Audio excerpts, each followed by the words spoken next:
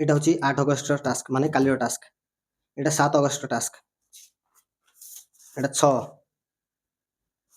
এটা 5, এটা 4, এটা 3 ମାନେ ଅଲରେଡି ଆମେ 7 ଦିନ ଟାସ୍କ ନେଇକି ଡେଲି ଟାସ୍କ ନେଇ କମ୍ପ୍ଲିଟ୍ କରିଲେ। ନମସ୍କାର ସାଙ୍ଗମାନେ, ଏ ଟାଇମ୍ ହେଉଛି 7:58 ମାନେ 8ଟା 8 ଅଗଷ୍ଟ। ଆଜି ଟିକେ ଜଲ୍ଦି ଉଠି ପଡ଼ିଛି ମାନେ ବାକି ଦିନ ଅପେକ୍ଷା।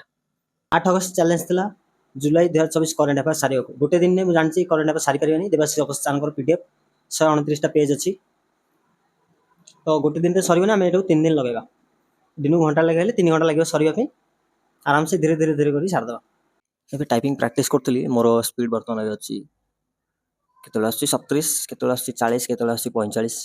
6 ମିନିଟ୍ ପ୍ରାକ୍ଟିସ୍ କରୁଥିଲି। ଅଧିକ ମୋର ବ୍ୟାକ୍ ସ୍ପେସ୍ ଅଛି। ବ୍ୟାକ୍ ସ୍ପେସ୍ ଦେଖନ୍ତୁ 21 ଟାଇମ୍। ଆଜି ଟିକେ ଖରା ପଡ଼ିଥିଲା ଏତେ ଦିନ ବର୍ଷା ହେଲା ପରେ। ଆଉ ବର୍ଷା ଦିନ ଜାଣିଥିବେ ପ୍ୟାଣ୍ଟ ସାର୍ଟ ଶୁଖିବନି, ଓଦା କରିଦେଲି। ତ ଖରା ପଡ଼ିଥିଲା ବୋଲି ଡ୍ରେସ୍ ଗୁଡ଼ା ସଫା କରିଦେଲି।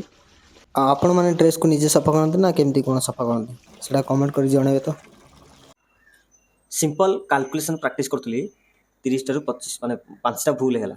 ମାନେ ସବୁ ଇଜି କୋଶ୍ଚିନ୍ ଅଛି, ଏମିତି ହିଁ ସବୁ ଯାକ ସିଲି ମିଷ୍ଟେକ୍ ଭୁଲ ହେଇଗଲା।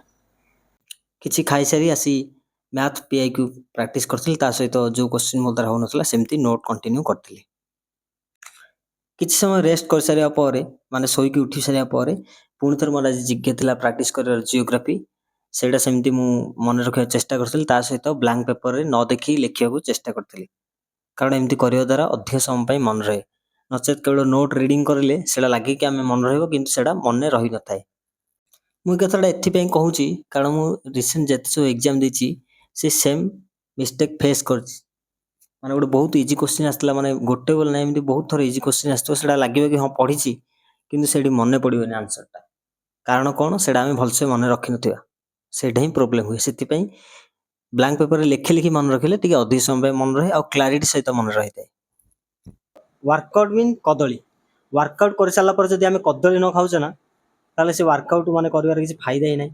ଓକେ, ଦେଖନ୍ତୁ କଦଳୀର ରଙ୍ଗ ହଳଦିଆ। ଇଏ ଆମର ସାରସ୍ୱତ ଓଡ଼ିଆ ବହିର ମଧ୍ୟ ରଙ୍ଗ ହଳଦିଆ। ଆଜି ସାରସ୍ୱତଟା ଆସିଥିଲା ବିଶେଷ୍ୟ ସର୍ବନାମ ବିଶେଷଣ। ଧ୍ୱନି ଟୁ ଆମର ସରିଲା ବିଶେଷଣ ଯାଏ।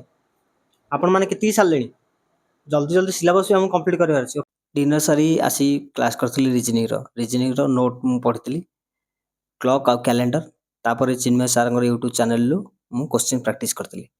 ପରେ ଇଂଲିଶ ପଢ଼ିଲି, କାରଣ ଇଂଲିଶ ଦିନବେଳେ ମୁଁ ଶୋଇପଡ଼ିଥିଲି ତ ଇଂଲିଶ ପଢ଼ିନଥିଲି। ଇଂଲିଶର ଆଜି PIQ ଥିଲା, PIQ କୋଶ୍ଚିନ୍ ଗୁଡ଼ା ପ୍ରାକ୍ଟିସ୍ କଲି। ଏମିତି ଦିନସାରା ଟାସ୍କ କମ୍ପ୍ଲିଟ୍ ହୋଇଥିଲା। ଆପଣମାନେ ଡେଲି ଟାସ୍କ ଚ୍ୟାଲେଞ୍ଜ କମ୍ପ୍ଲିଟ୍ କରୁଛନ୍ତି ନା ନାହିଁ?